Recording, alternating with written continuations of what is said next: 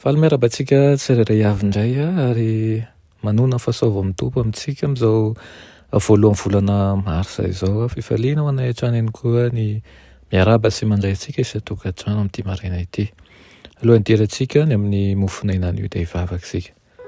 Riranay tsara indrisan-danitra mbola velom-pisaorana anao izahay noho ny amin'ny aina izay omenao anay miditra amin'izao volana manaraka izao indray izahay mba hampitiavanao, mba hampitahianao.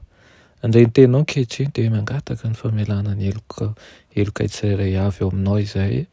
Voatosy hery ary toe-tsaina vaovao hatrany mba hahafahanay mandroso miaraka aminao. Anaran'i Jesosy. Amen. Lohatenin'ny mofonainantsika androany dia manao hoe latabatra mivelatra eo anoloako.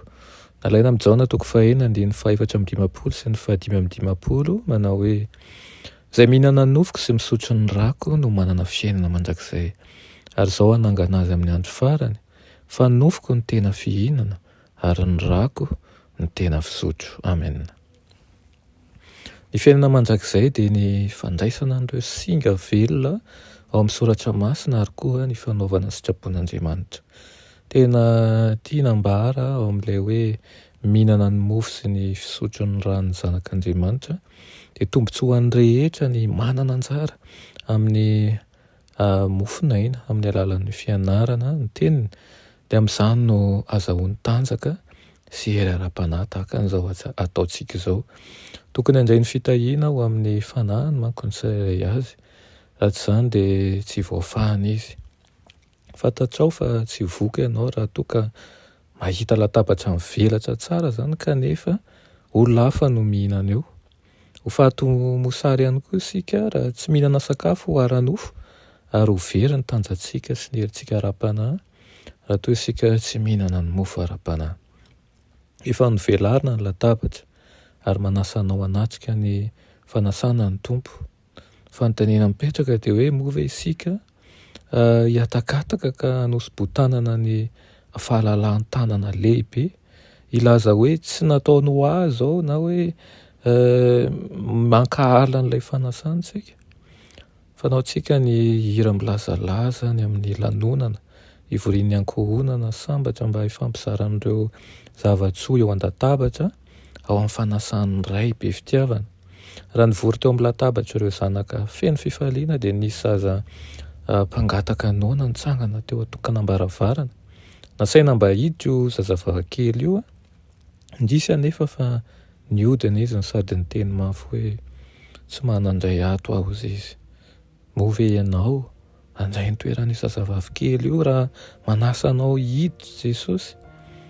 Raha manandray ao amin'ny lapan'ny lanitra ianao miangavanao mba hanambara an'izany. Ireny ny hanananao anjara amin'ny hareny be sy fitahiany ireo rehetra manantona amin'ny fitiavana be fitokin'ny ankizy madinika dia hanandray ao. Makanesa eo amin'ny on'ny fiainana ary misotroa aza mijanona eny lavitra ary mitaraina hoe mangetaheta maimai-poana ny ranonaina ho an'ny rehetra ireo izay mihinana sy mandevina an'izao teny izao ka mandray azo isan'ny asa sy ny lafi-toetra ny rehetra dia hitombo hery ao amin'Andriamanitra. Mitondra hery tsy mety maty ho an'ny fanahy izany, mahatonga ny fanandramana ho tonga lafatra ary mitondra fifaliana izay hitoetra mandrakizay. Dia iriko ao aminao tokoa izany, iriko izany mba ho fifalianao ary aoka ho finoana izay iainantsika isan'andro ny fandraisantsika ny Kristy. Amen. Rainay malala tsara indrindra mbola misaotra anao izay ny amin'izany teninao izany, misaotra anao izay manasanay mandrakariva mba hiray latabatra aminao, mba ho ao aminao dia tianay mba hitoeranao amponay amin'ny tokantranonay tsirairay avy ihany koa anjakao ka ny fikasanay ny ho fikasana avy aminao ary ninona zavatra iandreketanay mba tianay ho lavorary ihany koa ho ao aminao. Aminaran'i Jesosy. Amen.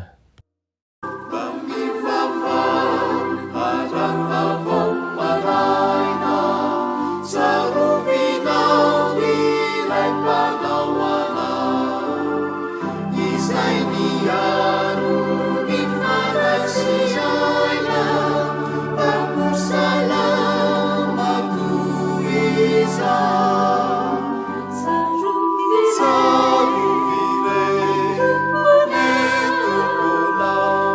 miaro